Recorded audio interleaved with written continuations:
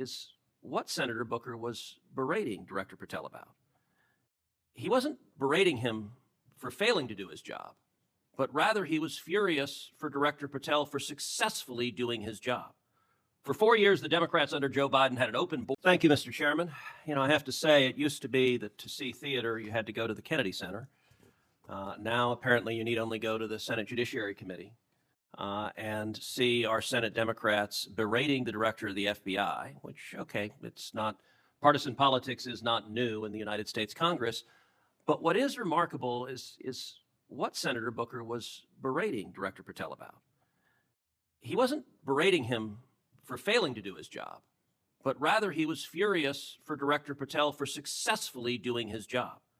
For 4 years, the Democrats under Joe Biden had an open border that undermined the safety of every single American. They allowed 12 million illegal aliens to come into this country, to invade this country, and every single day Americans were murdered, women were raped, children were assaulted by violent criminals that Democrats released. Now, Director Patel, I found Senator Booker's questioning really bizarre. He asked you, have you reassigned FBI agents from human trafficking to immigration issues? Director Patel, are the Mexican cartels that are bringing people illegally into this country engaged in human trafficking? Yes, sir. What the hell does it mean to reassign someone from human trafficking to immigration? The greatest human trafficking that in the world has been over the last 4 years on our southern border. It is modern day slavery that the Democrats still defend. They still defend those open borders. Mr. Patel, he also said, did you reassign FBI agents from protecting children to immigration? How many children have you found that were victimized by the open borders of the previous administration? 4,700. 4,700. And yet, oddly, I don't hear a Democrat here saying, gosh, thanks for protecting those kids. 35% increase year to date last year. All right, I want to shift topic. The moment we just watched, the last line before the frame cut, is Senator Ted Cruz saying flatly, 4,700, then repeating it, 4,700. The way he did it was not informational. It was prosecutorial. It was cinematic. It was meant to sit there in the bloodstream of the audience, not as a statistic, but as indictment, as moral condemnation, as a claim of absolute asymmetry between harm and narrative framing. And that is the precise moment this closes on, because this wasn't Cruz making a legislative argument. This was Cruz making a cinematic argument about meaning itself. Cruz told the country that Senator Booker's anger wasn't rooted in failure, but in success. He wasn't accusing the FBI of ignoring cartel crime. He was accusing Democrats of being furious that the FBI director was reducing cartel-powered human trafficking. He was accusing Democrats of protecting the conditions that enable modern slavery to continue. He accused them of shielding an open border that he says directly produced rape, homicide, and the victimization of thousands of children. In that moment, this became not a dispute over policy design. This became accusation of complicity. This is the core thing people have not processed yet about this era of hearings. These hearings are not about what the government should do next. They are about who the villains are. They are about who owns the moral high ground. They are about who controls the emotional direction of the country. Cruz repeatedly framed the border not as security breakdown, but as moral mass crime. He did not say migration crisis. He said invasion. He did not say exploitation. He said slavery. And he stared directly across the dais at Democrats and said they defended it. That is the narrative move that matters, because it marks the final stage transformation of oversight into direct cinematic prosecution of rival legitimacy. Cruz said you don't need to go to the Kennedy Center anymore to see theater. You just watch this committee. He wasn't joking. He was confessing the structural transformation of federal legislative hearings into political stagecraft designed for national audience consumption in real time. He told the country what meaning to attach to this moment, and the director, Patel, gave the answer that locked Cruz's architecture into place. Cruz asked the question deliberately.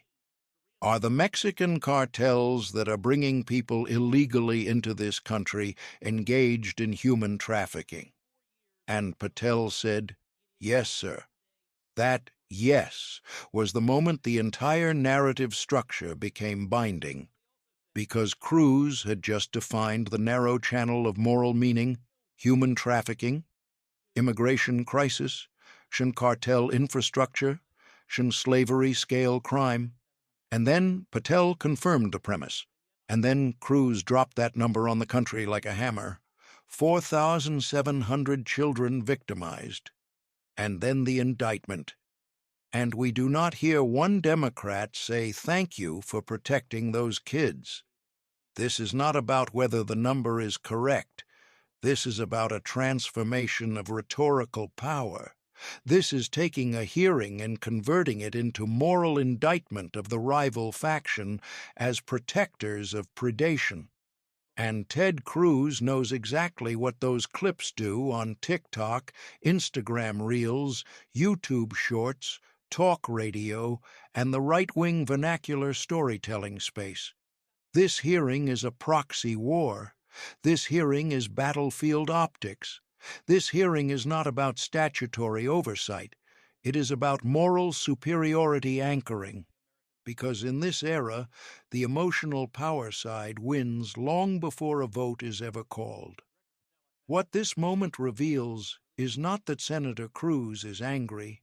It reveals that the Senate, in its most powerful oversight room, is now conducting full-spectrum political warfare, where each hearing is a political season episode, and each clip is engineered for emotional virality. If you want to understand why the country feels like it is sliding into irreconcilable political tribal reality, it is because each side now builds a moral indictment narrative that is mutually exclusive with the other side's entire worldview. Booker's argument was never shown here, but Cruz reconstructs it as absurd. Cruz reconstructs it as insane. Cruz reconstructs it as cruelty masquerading as outrage, and then tags that inversion as hypocrisy. This is why hearings now feel like hyper-real narrative battles for moral primacy. The American public is no longer watching policy argument. The American public is watching prosecutorial performance art for legitimacy. This is the crisis, not policy. Meaning. Meaning itself is being weaponized. Meaning itself is now tribal. Meaning itself is being structured as a punitive tool.